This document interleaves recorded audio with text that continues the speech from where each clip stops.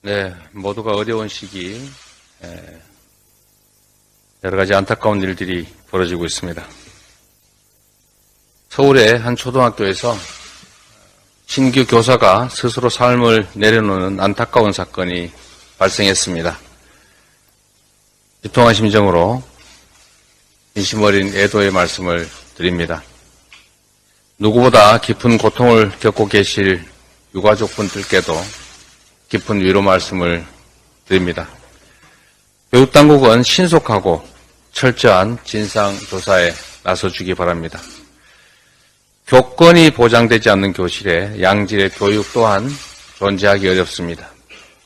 거듭 고인의 명복을 빌면서 교권 보호방안 마련에 최선을 다하겠다는 말씀을 드립니다. 전국을 강타한 수마가 남긴 상처가 참으로 큽니다.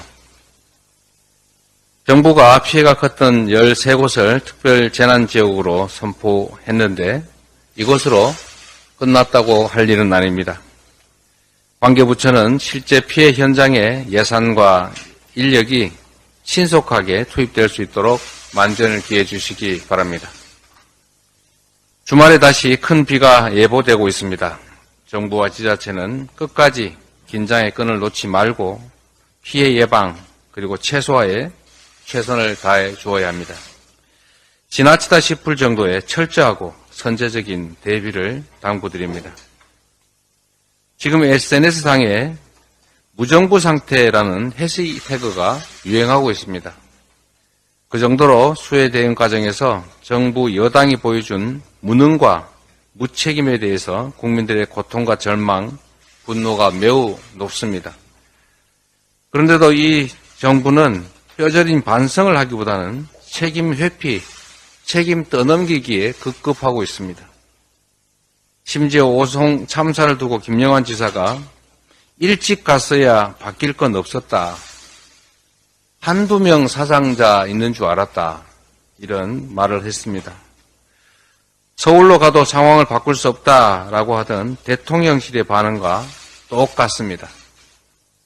공직자로서 최소한의 자격도, 양심도, 책임감도 없는 모습이다라는 국민들의 질타를 뼈아프게 받아들이기 바랍니다. 같은 재난을 반복하지 않기 위해서라도 이번 수해 과정에서 나타난 관제의 진상을 밝히고 그 책임을 엄히 물어야 다음에 이런 사태가 재발하지 않을 것입니다.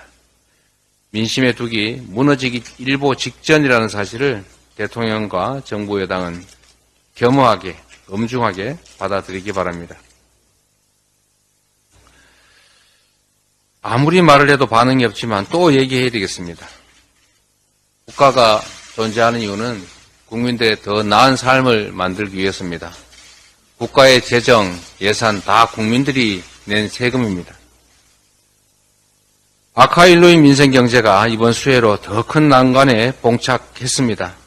수해 상황이 아직 끝나지도 않았는데 채소류 중심으로 장바구니 물가가 벌써 들썩이고 있습니다. 100% 이상 오른 품목들도 즐비합니다. 여기에 8월부터는 버스비, 지하철 요금 같은 공공요금 인상 폭탄까지 예정돼 있어서 국민의 삶이 첩첩산중에 사면초가 상태입니다. 조속한 수해 피해 수습과 민생경제 회생을 위해서 하루빨리 추경 편성 작업에 나서야 합니다. 추경 편성 작업에 나서야 합니다. 저는 시간을 지체할 이유도 여유도 없습니다. 수해로 인해서 물가 상황 전반이 불안해지고 이에 따라서 내수 위축이 더 심해지면 자칫 잘못했을 경우 민생경제 침체 속도를 제어하기도 어려운 비상사태 국면에 돌입할 수 있습니다. 이런 사정 때문에 아시아개발은행이 올해 성장률 전망치를 또다시 1.3%로 하향 조정했습니다. 시간이 지나면 저절로 좋아질 것이라는 장밋빛 환상에 집착하다 1% 성장률 방어조차 어려울 수 있습니다. 초부자들에게는 퍼주고 국민은 쥐어짜는 정책은 정부가 말하는 건전 재정이 아니라 가렴주구 재정입니다.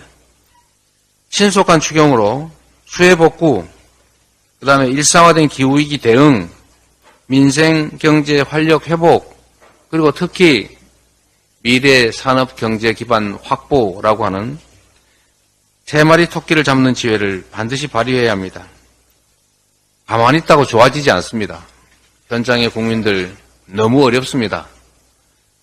기후위기 수해 과거보다 훨씬 심합니다. 앞으로 우리 미래도 더욱 어려워질 것이기 때문에 이럴 때 정부가 나서야 합니다. 가난하고 힘들고 위기 상황일 때 돈 100만 원 하고 풍성하고 돈 잘 벌 때 100만 원의 가치가 완전히 다릅니다. 지금이야말로 정부의 역할이 필요할 때입니다. 이상입니다.